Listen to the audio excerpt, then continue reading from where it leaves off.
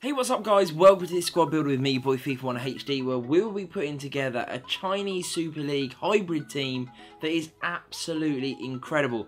Only costs around 200k, which is incredible value considering you've got a lot of informs in here and some really good overall players that just combine to be one hell of a team that will score you tons of goals but also be very solid. So without further ado, we will go ahead and put in our goalkeeper, which is the 85 rated goalkeeper from Liverpool. That is Allison. Now Allison is a very solid keeper, really good with his hands, very good reflexes too, incredibly reliable, made tons of great saves for me. His distribution with his 85 kick-in is also superb, so he really can claim the ball and then use it very wisely to get the team on the attack incredibly quickly. So for me, a really solid goalkeeper that you really just can't go wrong with. He is very reliable, really good overall. And now we move on to our right back, and we'll be putting in the 79 rated Champions League Arias. Incredibly fast with 86 pace. This guy is a brilliant fullback, especially in a team that doesn't have wingers. He is able to get up and down the pitch with absolute ease, and when he is in defensive situations, even though his defence and physicality may not scream absolutely incredible, when you combine them with the pace, means that he is a very proficient right back. Great for making last ditch tackles, catching up with quick wingers. He can do the defensive side of things very well, but he's also good going forward. He's got good range of passing and he's got the good dribbling too, that combine with that pace to make him a real threat in those wider areas. So now at centre back, we're going to go ahead and put in the partnership of Davinson Sanchez and then David Luiz.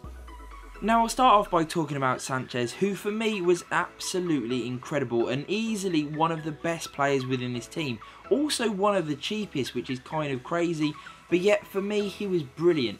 76 pace on a centre back is absolutely insane. It's perfect for this game. He feels incredibly fast and he is able to catch even some of the fastest players in this game with ease. No matter whether they've got 90 pace or above, he is able to get back, make the tackles that count, and that is all you can really ask from your centre back. He has got incredible defence and physicality, so he's very strong, really good in the air, a very good physical presence, but also with that pace to match, making him incredibly overpowered in this game. David Luiz, on the other hand, his stats actually don't look that amazing, especially with David Luiz cards that we've had in the past. He really doesn't live up to that in stat form, but yet in game he's actually still really good. He feels way quicker than the 61 pace would suggest.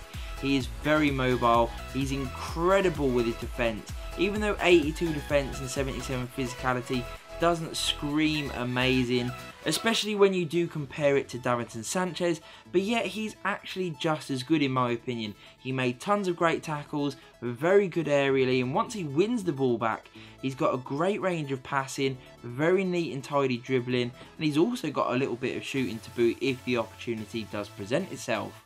Now we move on to the left back position, and completing the defence, we go ahead and put in Dalbert. Again, very similar to Arias, a really quick fullback that provides great width for the team. 91 pace is perfect, very fast for getting up and down the pitch. He has got such a great array of stats, maybe only the shooting letting him down, but realistically that's one stat that he's not going to be using too often. Very nice with his passing, his dribbling and defence are very neat and tidy, and he's also got a bit of physicality to his game too, which is always a good thing. Makes tons of tackles, gets up and down the wing, you can't really ask for too much more. Overall, I was incredibly impressed. Now we move on to the CDM position, and the first of two, and we go ahead and put in Paulinho. 85 rated, this card is really good. He's quite underused unless maybe you've got a Brazilian sort of hybrid team. Not many people use this guy, but yet his card is absolutely fantastic. Everything is 70 or above. Really great mix of stats, making him a perfect midfielder. 73 pace, which I have actually upped that pace a little bit.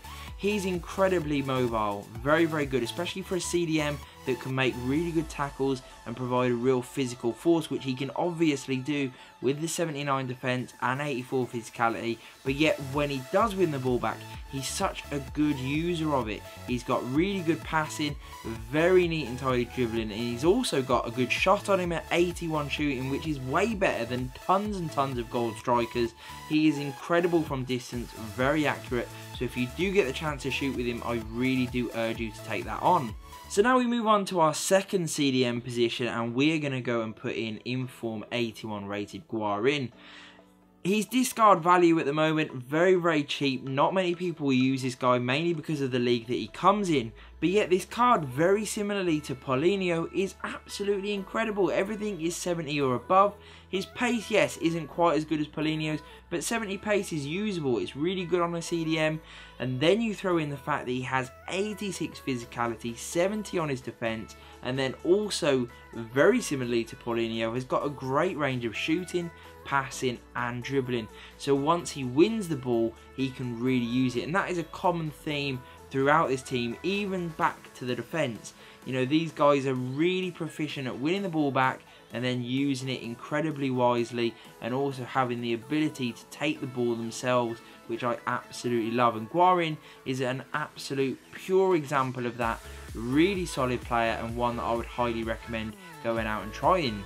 So now we move on to the cam positions, and we're going to go and put in first inform Hulk. Then we're going to go ahead and put in Alex Teixeira. Before then moving on into our final cam position and put in Anderson Talisca with his 84 rated inform. I'll start off by talking about inform Hulk, who really does typify this team. He is a great all-rounder, incredibly strong, but what a shot this guy has on him. He is brilliant for this team. I would urge you to play him centrally in this formation, because when the ball breaks to him, as you will see with some of these clips, he is absolutely lethal. He really does take the back of the net off. His shooting from distance and from close range is absolutely insane. So powerful, so precisely accurate, it is untrue. I was incredibly dubious about paying the price for what is an 84 rated inform that realistically can only be used within a few types of squad. But let me tell you, this Hulk card plays way better than his rating would suggest. In front of goal, there are very few better. He really does perform almost like an icon. He is that good. And then when he does have the ball to play in for others, he has that range of ability too, because he's got insane passing, he's got really good dribbling, and he's got a decent array of pace. What I also loved about his game was that he had such strength, which means that he can almost play like a hold-up striker, just playing in front of the other striker. That really does work out very neatly for playing lots of little passes and really getting the team moving. An interesting choice now, and one that definitely was chosen to keep the budget down and also playing for chemistry reasons, is Alex Teixeira. Moved into the cam position, I wanted that pace really to shine through, so that we did have an out ball into that cam position where there was absolute lightning pace. And he delivered that. 91 overall is insane on the pace. He is lightning quick. He is very easy to get in. And what I liked about his position in this team was that he wasn't an out-and-out winger, but he wasn't central either. So he was just in that pocket of space between the fullback and the centre-back. That meant he really could exploit the weaknesses in defences, especially when fullbacks did push up. It was very difficult for people to actually cover him, and he was able to score some incredible goals, really getting himself in. And overall, I just thought he was insane. A really good value pick here that delivered time and time again. Yes, you may have some really good centre attacking mids or even strikers that you could move back that are Brazilian already and replace this guy in this team for sure. That is doable, that is always an option. But let me tell you, if you do want to save a bit of money, this guy will deliver for you and he will not let you down. Our final pick in terms of the cams is Anderson Talisca. This card has always been one of those highly rated cards within FIFA. And let me tell you, he did not disappoint. 78 on the pace is quite usable. I've obviously upped that area with the Hunter chemistry style, and it did not disappoint in that regard. He was very usable in terms of carrying the ball, but where he really excelled was his shooting and getting himself with his intelligent runs into good areas where he really could take advantage of that shooting.